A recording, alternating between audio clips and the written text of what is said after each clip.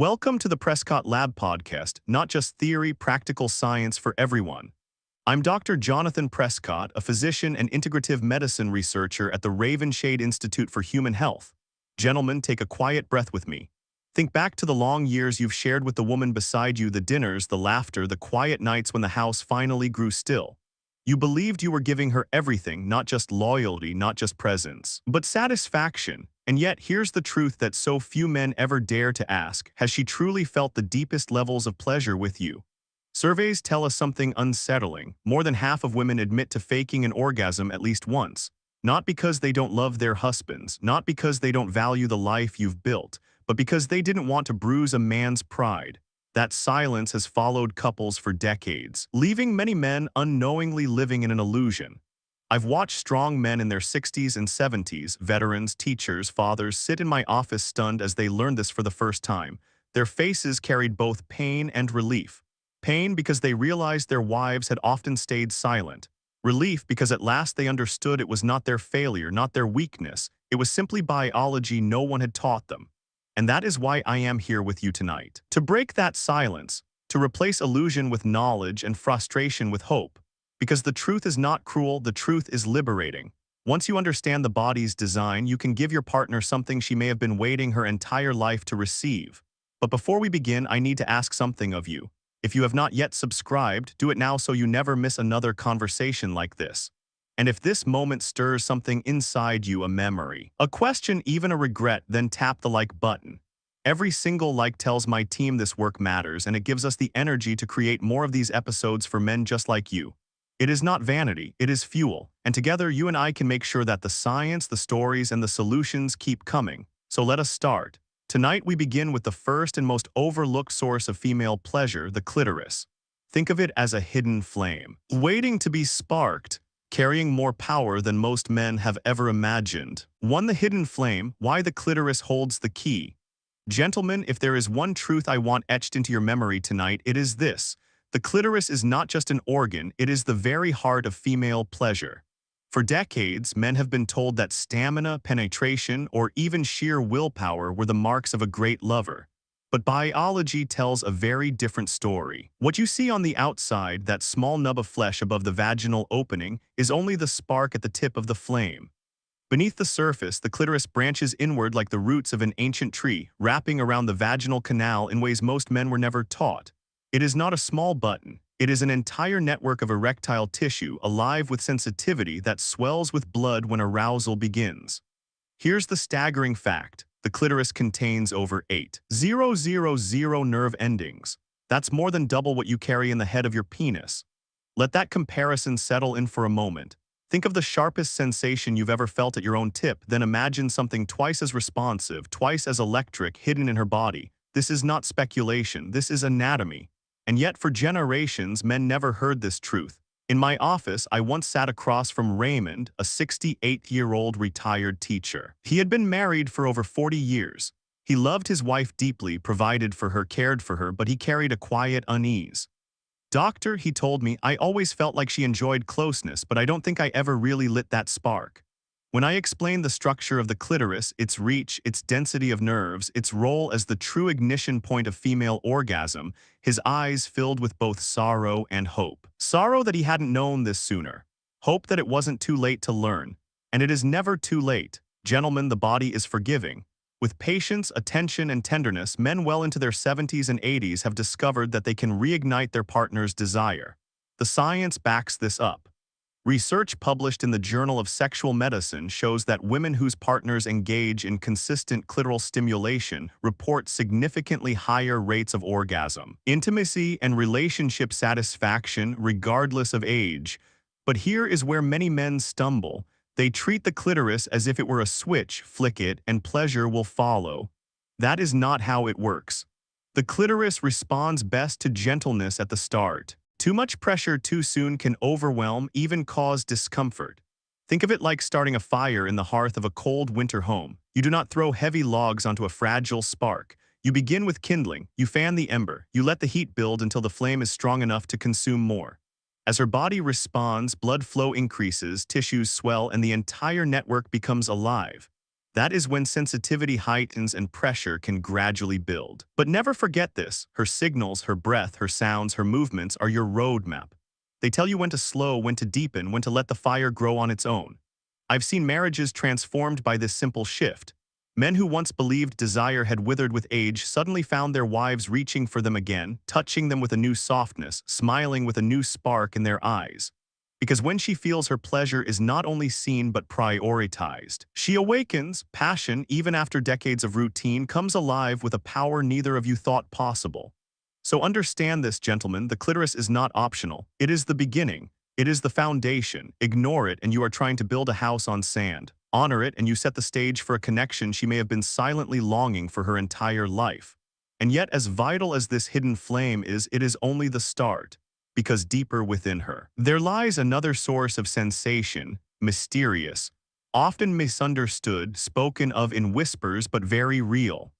And when that source is awakened after the clitoris has already been honored, something extraordinary begins to unfold. To the secret chamber, unlocking the G-spot. Gentlemen, let us move deeper into the story. For many years, the G-spot was treated like a rumor whispered between women, dismissed by doctors who claimed it didn't exist, or turned into a crude joke by men who had no idea what they were talking about. But I can tell you with certainty, from science and from decades of listening to women and their partners, the G-spot is real. And when understood, it unlocks a dimension of pleasure that many couples have never experienced, even after a lifetime together. So where is it? Picture the vagina like the face of a clock. The clitoris sits outside at 12 o'clock. Just inside on the upper wall, also at 12 o'clock, lies the G-spot. It's only an inch or two in, but what makes it unique is its texture. While most of the vaginal wall feels smooth, the G-spot feels different, slightly ridged, almost spongy. Like a patch of hidden terrain waiting to be discovered. But here's where many men fail. They treat it like the clitoris, brushing lightly, assuming the same delicate touch will work. Instead, the G-spot responds best to steady, deliberate pressure. Think of the motion as come here, curling the fingers just slightly. As arousal builds, this area swells with blood, becoming more prominent to the touch, and her responses begin to change. Now let me pause here because this is crucial. If you rush to the G-spot too soon, before her body is ready, she may not feel pleasure at all. In fact, she may feel discomfort, even the urge to urinate. I've seen this confusion break many couples' confidence.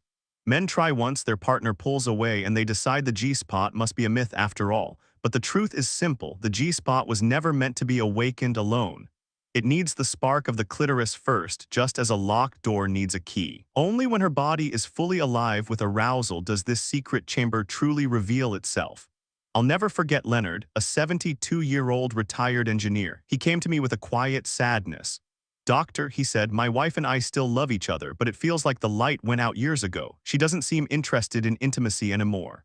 I explained to him the sequence: to honor the clitoris first, then, when her body was already glowing with desire, and to gently explore the G-spot. A month later he returned. This time there was a shy smile on his face. "It was like she woke up," he said softly. "I felt like I discovered a part of her I never knew existed." That discovery didn't just change their bedroom. It changed the way they touched, spoke, and looked at each other after decades of marriage. And there is science behind Leonard's story. Imaging studies show that stimulation of the anterior vaginal wall, where the G-spot is located, activates both genital nerves and deep pelvic pathways that connect to brain centers involved in pleasure and emotional bonding. That's why the sensations here are different from clitoral stimulation. They are deeper, more internal, like a wave rising from within rather than a spark from the surface. Some women describe it as fullness, throbbing, or a pressure that builds until it transforms into release. For a small but real percentage, this can even lead to female ejaculation, a natural, powerful response most couples never experience because they never knew how to awaken it. Gentlemen, the G-spot is not a myth. It is a hidden chamber of pleasure waiting for those patient enough to seek it with respect. When approached too early, it resists. When honored in sequence, it yields. And when it does, the experience is not only physical but profoundly emotional. Because what she feels in that moment is not just pleasure, it is recognition. She realizes her partner has taken the time to know her body in a way few men ever do. And that knowledge deepens intimacy in ways that ripple far beyond the bedroom. But here is the real key: the G-spot alone is not enough. The secret lies not just in discovering it, but in how you blend it with the clitoris, how you weave the two together in a sequence that turns spark into flame and flame into a roaring fire. That, gentlemen, is where the true magic begins. 3. The urologist sequence that changes everything. Gentlemen, now that we've spoken of the clitoris and the G-spot as if they were separate destinations, I want to show you what truly transforms intimacy, the sequence. You see, most men treat these two as disconnected. They learn about one, then later hear whispers of the other and try to approach them without realizing the way they are designed to fit together. But the body is not a collection of parts. It is a system, and when you honor its order, it responds in ways that seem nothing short of miraculous. Think of it this way: the clitoris is the key and the G-spot is the locked door. You cannot barge into a locked room no matter how forcefully you push. The lock must first be opened gently with the right key, and once it is, the door swings open to reveal what was hidden inside all along. That key is patient, attentive clitoral stimulation. It prepares her body. As blood engorges not just the visible tip but the entire internal network, the G-spot itself swells, priming her for the kind of deep sensations that only come later. Without that preparation, the G-spot feels dull or even uncomfortable. With it, the G-spot comes alive. I recall Harold, a 70-year-old man who had been married nearly 50 years. He sat in my office with a weariness I recognized. "Doctor," he said, "I've tried everything, longer foreplay. Different positions, but she still seems distant." I explained the sequence to him: begin at the surface, take time with her clitoris until she is trembling, her breathing shallow, her body clearly alive. Then and only then guide her into the deeper rhythm of the G-spot with steady, deliberate pressure. When he returned weeks later, he didn't look weary anymore. His eyes were brighter and there was a quiet pride in his voice. "It was like a dam breaking," he told me. "She cried afterward, not from pain but from release. She held me as if we were young again." This is what I call the blended orgasm, when clitoral stimulation and G-spot awakening converge into something more powerful than either can create alone. It is not just a climax. It is a full-body wave that leaves her fulfilled, glowing, sometimes even speechless. Studies in sexual and relationship therapy confirm that women who experience both clitoral and vaginal stimulation together report orgasms that are longer, more intense, and more emotionally bonding than either source alone. And here is the part I want you to hear most clearly. This sequence is not about manipulation, not about tricks, but about respect. Respect for her body's design, respect for the truth that patience and wisdom can outshine youth and stamina. When you guide her through this order, you are not just giving her pleasure. You are giving her recognition, proving that her body, even after decades, still deserves to be known, honored, and cherished. Gentlemen, the sequence changes everything. But if it is so simple, why have so many men lived their whole lives without learning it? The answer lies in the myths we were taught as boys, the half-truths whispered in locker rooms, the lies we carried into our marriages. Myths that convinced us that penetration alone was the measure of manhood.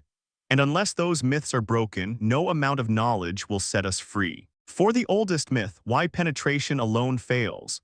Gentlemen, let me be honest with you. For most of our lives, we were told a story about sex in movies, in locker rooms, even in the half-whispered advice of older men. The story went like this: if you can achieve penetration, if you can last long enough, then you've done your job. Satisfaction was assumed, climax guaranteed. And for decades, millions of men carried that belief into their marriages. But here's the truth that science cannot deny. Penetration alone is not enough for the vast majority of women. In fact, research published in the Journal of Sexual Medicine shows that nearly 80% of women do not reach climax from vaginal intercourse alone. 8 out of 10, think about that. If you gather 10 women in a room, only 2 maybe will climax from penetration without external stimulation. The reason lies in biology, not in failure. The deeper 2/3 of the vaginal canal have very few nerve endings. That part of her body was designed for childbirth, not for sensation. The true sources of pleasure, the clitoris, the G-spot, the surrounding erectile tissue, are in the first inches closer to the surface, and they require more than thrusting to awaken.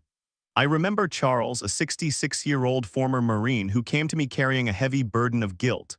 "Doctor," he said quietly, "I feel like I've failed her. 40 years together and she never seemed to enjoy intercourse the way I hoped she would."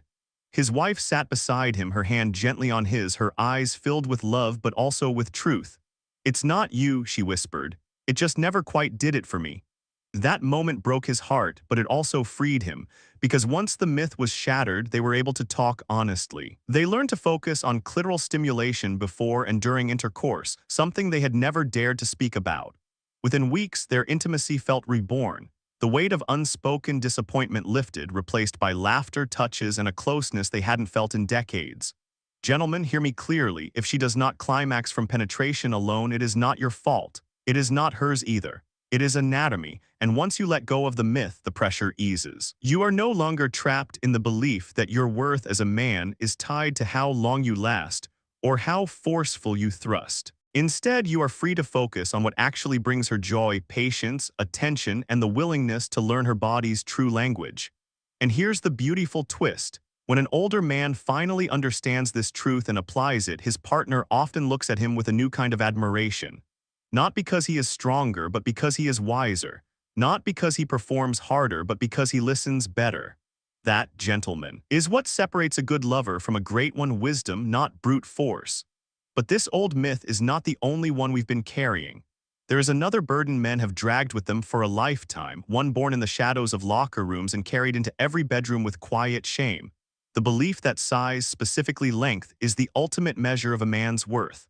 And unless we dismantle that myth as well, men will remain trapped by a pressure that has nothing to do with real pleasure. 5. The Great Misconception. Length doesn't define a man.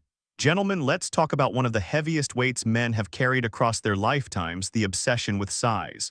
From the earliest days in locker rooms, whispered comparisons, crude jokes, to the messages we absorbed from movies and magazines, men were taught that length was the ultimate proof of masculinity. The longer you were, the more of a man you must be. But here's the truth. Plain and clear, length does not define a man's worth, nor does it guarantee a woman's satisfaction. In fact, it can sometimes do the opposite. Anatomically, the areas that bring the most pleasure to a woman, the clitoris, the G-spot, the nerve-rich lower third of the vaginal canal, are all within the first 3 to 4 inches. Studies published in the Journal of Urology confirm that beyond this range, the density of nerve endings decreases dramatically. The deeper sections of the vaginal canal are designed primarily for childbirth, not sensation. This means that extra length often bypasses the very areas that matter most. I remember Patrick, a 74-year-old retired colonel who came into my office with tears in his eyes. For decades, he had lived under the shadow of shame. He told me he avoided intimacy at times because he feared he wasn't enough. "Doctor," he confessed, "I've carried this burden since I was a boy. I always thought she deserved more than I could give." When I explained to him that length wasn't the key, that the most sensitive parts of a woman's body were already within his reach, he sat back in silence. Then he whispered, "So all these years I never had to feel ashamed." That realization changed him. A month later, he returned with his wife. She held his hand and smiled, saying, "Doctor, for the first time in years, I saw confidence in his eyes again." It wasn't his size that changed their marriage. It was knowledge. It was freedom from a myth that never should have burdened him in the first place. And here's something women have told me time and again in confidence, sometimes with a laugh of relief: length never mattered nearly as much as men thought. What mattered was rhythm. What mattered was connection. What mattered was a partner who paid attention. For some women, excessive length was even uncomfortable, striking the cervix at the back of the vaginal canal and causing cramping or pain rather than pleasure. So, gentlemen, if you have carried this insecurity, let me say it plainly: your worth is not measured in inches. Your ability to give joy has nothing to do with how far you can reach. It has everything to do with how present you are, how patient you are, how attentive you are to her responses. That is what creates pleasure. That is what creates trust. That is what makes you unforgettable. And if length does not matter, then what does? What actually makes a woman feel full, satisfied, and alive? The answer lies in something far more important than inches: girth, the way you fill her most sensitive areas and the technique you bring with it. That, gentlemen, is the real secret. 6. The real secret: girth and skill over size. Gentlemen, when men finally free themselves from the burden of length, another truth comes into focus, one that often feels like a revelation. What truly matters to a woman's pleasure is not how far you can reach, but how completely you can connect with the nerve-rich areas close to the surface. And this is where girth, the thickness of the penis, along with skill and attentiveness, becomes far more important than length ever could. Let's look at the science. The vaginal walls, especially in that lower third where the highest concentration of nerve endings exists, respond most intensely to pressure and consistent contact. A thicker presence provides more friction along those walls, more consistent stimulation of the G-spot, and often a deeper sense of fullness. Researchers writing in the Journal of Sexual Medicine found that women frequently report greater satisfaction when girth is emphasized, particularly when combined with external clitoral stimulation. But here's the key: girth alone is not the magic answer. Without skill, without patience, without rhythm, even a man with natural thickness can leave his partner unfulfilled. Girth is a tool, and like any tool, it must be used wisely. I think of Alan, a 65-year-old retired business owner. He sat in front of me, shoulders tense, admitting he had carried insecurities about his body for decades. "Doctor," he said, "I'm not big enough. I've always worried she compared me to someone else." The truth, he was of average girth, but average in biology is often more than enough with the right knowledge. I taught him how to combine steady penetration with simultaneous clitoral touch, sometimes with his hand, sometimes with his mouth, to create what I call the dual sensation. When he returned 2 months later, his voice carried a quiet triumph. "It wasn't me that was lacking," he said, "it was my understanding. Once I stopped chasing size and started listening to her, everything changed." Women have described this difference to me in vivid terms. One woman once said, "It's like the difference between being poked and being held. One makes you pull away, the other makes you melt." That image stayed with me because it captures the essence of what most women long for: not endless thrusts, but the feeling of being embraced, surrounded, cherished. And here's the beauty, gentlemen. Men in their 60s, 70s, even 80s often have an advantage younger men lack: patience, wisdom, the willingness to slow down and read her signals. When you combine girth, no matter how modest or average, with skillful rhythm and external stimulation, you give her something that younger, less attentive men rarely can: the sense of being known. Remember this: girth without technique is clumsy, but girth with attentiveness becomes unforgettable. It's not about numbers. It's about presence. It's about the humility to listen and the devotion to respond. That is what elevates intimacy from mechanical to meaningful. But even here, even with girth and technique mastered, there is still one final truth, because the most powerful organ in intimacy is not below the waist at all. It sits higher, hidden in plain sight, and unless it is engaged, no technique will ever be enough. And once you learn to honor it, everything else falls into place. 7. The most powerful organ is above the waist. Gentlemen, after all this talk of anatomy, of clitoris, G-spot, girth, and sequence, I need to bring you to the most important truth of all. The most powerful sexual organ is not the clitoris, it is not the vagina, it is not even your penis. The organ that determines whether intimacy blossoms or withers is the brain. I have seen this truth play out in countless marriages. When the brain feels safe, cherished, and connected, the body follows easily into pleasure. When the brain feels anxious, unappreciated, or alone, no technique, no matter how skillful, can make up for it. Intimacy is never just mechanics. It is trust. It is emotion. It is the reassurance that your partner is not only wanted but deeply valued. Let me share a story. Thomas, a 71-year-old retired pianist, came to see me not long ago. He said, "Doctor, I think age has taken it all away. I can't seem to satisfy her anymore." When I spoke with his wife, she smiled gently and said, "It's not his body I miss. It's the way he used to look at me, the way he used to hold me after the music stopped." What she longed for was not more stamina, but more presence. Once Thomas understood this, everything changed. He began talking to her again during intimacy, asking what she wanted, noticing the rhythm of her breath. He held her longer afterward, and slowly she blossomed. Weeks later, Thomas returned, his hands trembling not with age, but with relief. "Doctor," he said, "I thought I needed to be 20 again. Turns out I just needed to be attentive again." Science agrees. Neuroimaging studies show that sexual arousal activates brain regions linked not just to sensation, but to bonding, emotion, and trust. The body's pleasure centers are wired to respond to safety and connection. When a woman feels emotionally secure, her brain releases oxytocin, the hormone of bonding, which lowers anxiety and heightens pleasure. Without that, arousal falters, no matter how skilled the technique. So, gentlemen, remember this: the words you speak, the way you listen, the tenderness you show, these reach her brain. They tell her she is safe, desired, and understood. And when her mind surrenders, her body follows effortlessly. That is why the most powerful organ is above the waist. Your heart, your presence, your care, these are the elements that transform intimacy from a performance into a connection. And at this stage of life, when wisdom replaces youth, you have the rare advantage of knowing how to offer them. But even with all of this, the science, the stories, the techniques, there is still one final message I want you to carry with you.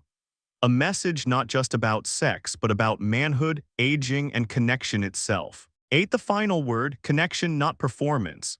Gentlemen, after all we've uncovered together tonight, the clitoris, the G-spot, the sequence, the myth shattered, the truth of girth, and the power of the mind, I want to leave you with this final word. Intimacy is not about performance. It never was. It is about connection. Too many men spend their lives chasing standards set by others, lasting longer, being bigger, proving something with sheer force. But when the lights are low, when the house is quiet and it's just you and the woman you love, none of that is what matters. What matters is presence. What matters is patience. What matters is the quiet miracle of saying with your actions, I see you, I cherish you, I want you to feel alive in my arms. And here is the beauty of age. Youth can give passion, yes, but only age can give wisdom. Only age can give the calm, the steadiness, the devotion that make a woman feel safe enough to let go. That is why, even in your 60s, 70s, or beyond, intimacy can feel richer than it ever did in your 20s. Because now it is built not on ego, but on generosity. Not on performance, but on connection. I want you to carry this truth with you. You are not broken, you are not too old, and you have not missed your chance. Your best moments of intimacy can still be ahead if you choose to approach them with knowledge, humility, and heart. Before we close, let me ask you something simple. If this conversation spoke to you tonight, if it gave you hope or reminded you of what's still possible, hit the like button. Every like tells us this work matters, and it fuels us to bring more science, more stories, more answers for men just like you. And if you haven't subscribed yet, do that now so you'll be here with us for the next episode. And finally, leave me a comment below. Write A1 if you feel tonight gave you something valuable, or A0 if you think we can serve you better. Either way, your voice matters, and I read every word. Gentlemen, intimacy at this stage of life is not the end of a story, it is a new chapter. And the best part is you already have everything you need to write it. Connection, not performance. Heart, not ego. That is the true secret.